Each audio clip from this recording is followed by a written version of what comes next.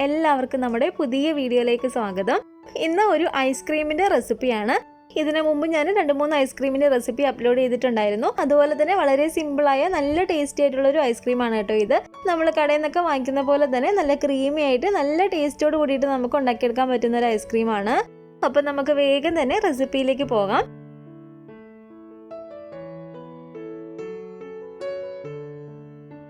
ഈ ഒരു ഐസ്ക്രീം ഉണ്ടാക്കാൻ വേണ്ടിയിട്ട് ഞാനിപ്പോൾ ഇവിടെ 750 ml പാലാണ് എടുക്കുന്നത്. അതായത് 250 ml ഈ ഒരു അളവ് കപ്പിൽ കറക്റ്റ് 3 കപ്പ് പാല് ഞാൻ ഇതിലേക്ക് ഒഴിച്ചു കൊടുക്കുന്നുണ്ട്. അളവ് കപ്പ് ഇല്ലെങ്കിലൊന്നും കുഴപ്പമില്ല. സാധാ വലിപ്പമുള്ള ഒരു ഗ്ലാസ്സിൽ ഒരു 3 ഗ്ലാസ് പാൽ ഒഴിച്ചു കൊടുത്താൽ മതി. 3 കപ്പ് അളവിൽ പാല് ഞാൻ ഈ ഒരു പാത്രത്തിലേക്ക് ഒഴിച്ചു കൊടുത്തിട്ടുണ്ട്. ഇനി നമുക്ക് ഇതിലേക്ക് വേണ്ടത് കോൺഫ്ലോർ ആണ്, അതായത് ചോളത്തിന്റെ പൊടി. ഈ ഒരു ചോളത്തിന്റെ പൊടി നമുക്ക് സൂപ്പർ മാർക്കറ്റുകളിൽ നിന്നൊക്കെ വാങ്ങിക്കാൻ കിട്ടുന്നതാണ്. ഇപ്പൊ ഇവിടെ 3 കപ്പ് പാലാണ് എടുത്തിരിക്കുന്നത്. അതുകൊണ്ട് തന്നെ നമുക്ക് ഇതിലേക്ക് 3 ടേബിൾ സ്പൂൺ അളവിൽ കോൺഫ്ലോർ ചേർത്ത് കൊടുക്കണം. പാലിന്റെ അളവ് നമ്മൾ കുറച്ചാണ് എടുക്കുന്നതെങ്കിൽ, അതായത് 1 കപ്പ് പാലാണ് നമ്മളിപ്പോൾ എടുക്കുന്നതെങ്കിൽ 1 ടേബിൾ സ്പൂൺ കോൺഫ്ലോറിന്റെ ആവശ്യമേ ഉള്ളൂ. 3 ടേബിൾ സ്പൂൺ കോൺഫ്ലോർ ഞാൻ ഇതിലേക്ക് ഇട്ട് കൊടുത്തിട്ടുണ്ട്. ഇതിന് നമുക്കൊരു വിസ്ക് വെച്ചിട്ടോ അല്ലെങ്കിൽ ഒരു സ്പൂൺ വെച്ചിട്ടോ നല്ല പോലെ തന്നെ ഇളക്കി കൊടുക്കണം. ഒട്ടും തന്നെ കട്ടകൾ വരാതെ വേണം നമ്മളിത് ഇളക്കി കൊടുക്കാൻ വേണ്ടിയിട്ട്.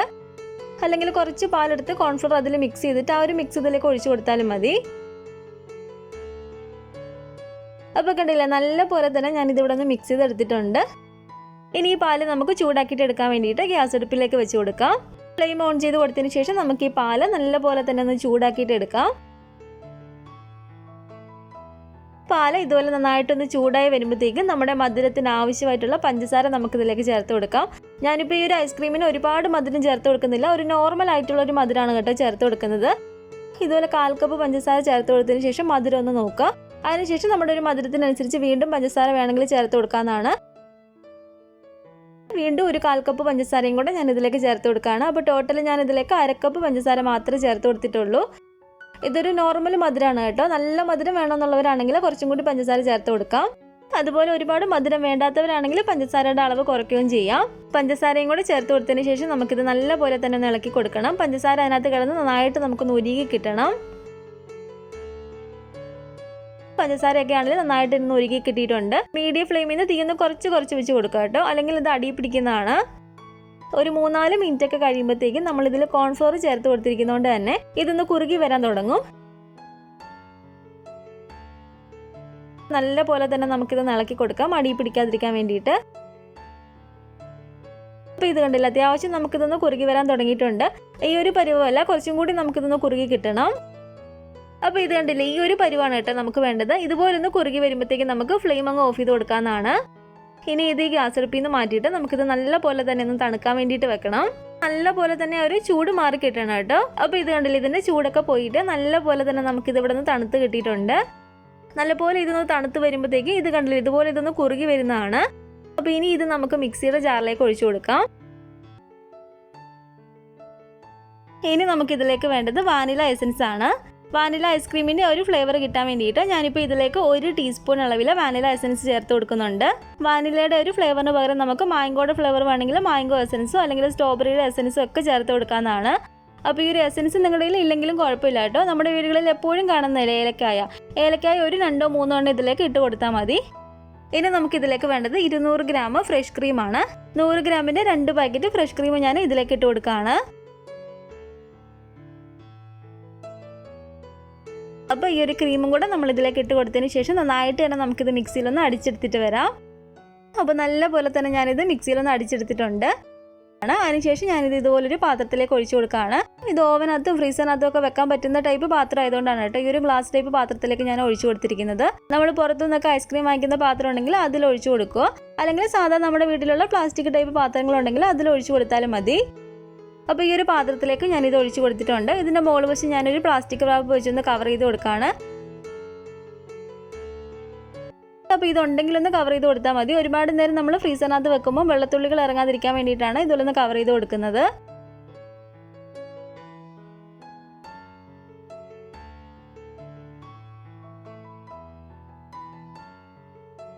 കുറച്ചും കൂടി ഐസ്ക്രീമിൻ്റെ മിക്സ് എനിക്ക് ബാക്കിയുണ്ട്. അപ്പോൾ അത് ഞാൻ നമ്മൾ നേരത്തെ ഇതിലേക്ക് ഒഴിച്ചു കൊടുത്ത അമൂലിൻ്റെ ഒരു ഫ്രഷ് ക്രീമിൻ്റെ ഒരു ബൗളുണ്ട്. ബാക്കിയുള്ളത് ഞാൻ ഈ ഒരു ചെറിയ പാത്രത്തിലേക്ക് ഒഴിച്ചു കൊടുക്കുകയാണ്.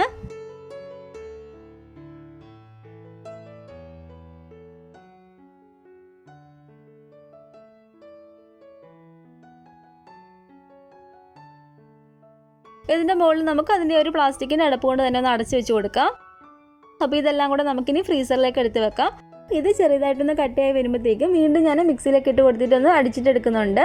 2 തവണ നമ്മളങ്ങനെ അടിച്ചിട്ടെടുക്കുമ്പോൾ കുറച്ചും കൂടി ഒന്ന് ക്രീമി ആയിട്ട് നമുക്ക് ഈ ഐസ്ക്രീം കിട്ടും. 2 തവണ അടിക്കണമെന്ന് നിർബന്ധമില്ല. കുറച്ചും കൂടി നല്ലൊരു ക്രീമി ആയിട്ട് കിട്ടണമെങ്കിൽ നമ്മളൊന്ന് അടിച്ചിട്ടെടുത്താൽ മതി. അപ്പോൾ ഇത് ഞാൻ ഫ്രീസറിനകത്ത് വെച്ചിട്ട് ചെറുതായിട്ട് ഇതുപോലെ ഒന്ന് കട്ടിയായി കിട്ടിയിട്ടുണ്ട്.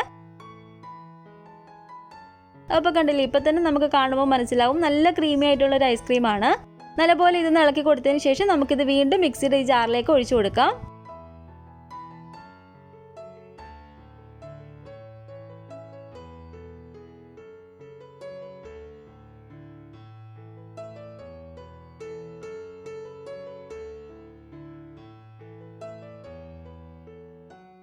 ചെറിയൊരു പാത്രത്തിലുള്ളത് ഞാൻ ഇതിലേക്ക് തന്നെ ഇട്ട് കൊടുക്കുകയാണ്.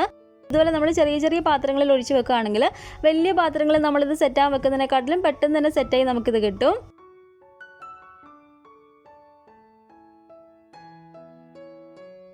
വീണ്ടും ഇത് ഞാൻ മിക്സിയിൽ നല്ല പോലെ തന്നെ ഒന്ന് അടിച്ചെടുത്തിട്ടുണ്ട്. അതിനുശേഷം വീണ്ടും ഞാൻ ഈ ഒരു 3 പാത്രത്തിലേക്ക് തന്നെ ഇത് ഒഴിച്ചു കൊടുക്കുകയാണ്.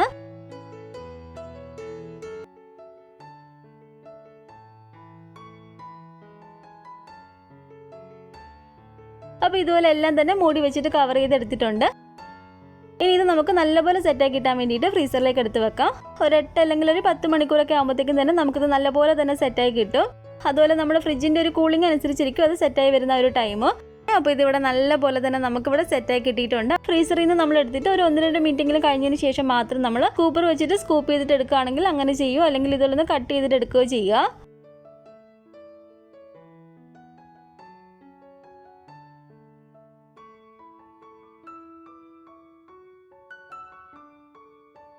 അപ്പോൾ ഈ ഒരു ചെറിയ ബൗളിലുള്ള ഈ ഒരു ഐസ്ക്രീം നല്ലപോലെ തന്നെ നമുക്കിവിടെ സെറ്റായി കിട്ടിയിട്ടുണ്ട്. അപ്പോൾ ഇതുപോലെ ചെറിയ പാത്രങ്ങളിലൊക്കെ ഒഴിച്ചു കൊടുക്കുകയാണെങ്കിൽ നമ്മൾ കടയിൽ നിന്നൊക്കെ വാങ്ങിക്കുന്ന പോലെ തന്നെ കാണാനും അതുപോലെ തന്നെ ഉണ്ട്. അപ്പോൾ കണ്ടില്ല, നല്ല ക്രീമി ആയിട്ടുള്ളൊരു ഐസ്ക്രീമാണ്. തീർച്ചയായിട്ടും നിങ്ങളൊന്ന് ട്രൈ ചെയ്ത് നോക്കുക. ഐസ്ക്രീം കഴിക്കാൻ ഇഷ്ടമുള്ള എല്ലാവർക്കും ഒരുപാട് ഇഷ്ടപ്പെടുന്ന ഒരു റെസിപ്പിയാണ്. അപ്പോൾ ഉണ്ടാക്കി നോക്കിയിട്ട് നിങ്ങളുടെ അഭിപ്രായങ്ങളൊക്കെ മറക്കാതെ തന്നെ അറിയിക്കുക. അതുപോലെ തന്നെ നമ്മുടെ ഈ ഒരു വീഡിയോ ഇഷ്ടപ്പെട്ടെങ്കിൽ ലൈക്ക് ചെയ്യുക, കമൻറ്റ് ചെയ്യുക. നിങ്ങളുടെ ഫാമിലി ഫ്രണ്ട്സൊക്കെ ആയിട്ട് നമ്മുടെ വീഡിയോ ഒന്ന് ഷെയർ ചെയ്ത് കൊടുക്കുക. ആദ്യമായിട്ട് നമ്മുടെ ചാനൽ ആരെങ്കിലും കാണുന്നുണ്ടെങ്കിൽ താഴെ കാണുന്ന റെഡ് സബ്സ്ക്രൈബ് ബട്ടണും കൂടെ ഒന്ന് പ്രസ് ചെയ്ത് സപ്പോർട്ട് ചെയ്യണേ. കൂട്ടത്തിൽ ആ കാണുന്ന ബെൽ ഐക്കണും കൂടെ ഒന്ന് ക്ലിക്ക് ചെയ്ത് അതിൽ ഓൾ എന്ന ഓപ്ഷൻ തന്നെ കൊടുക്കുകയാണെങ്കിൽ ഞാൻ പുതിയ പുതിയ റെസിപ്പികളൊക്കെ ഇടുമ്പോൾ നിങ്ങൾക്ക് അതിൻ്റെ നോട്ടിഫിക്കേഷൻ കിട്ടുന്നതായിരിക്കും. ഇൻഷാല്ലാ വീണ്ടും നമുക്ക് ഇതുപോലെ നല്ലൊരു റെസിപ്പി ആയിട്ട് കാണാം.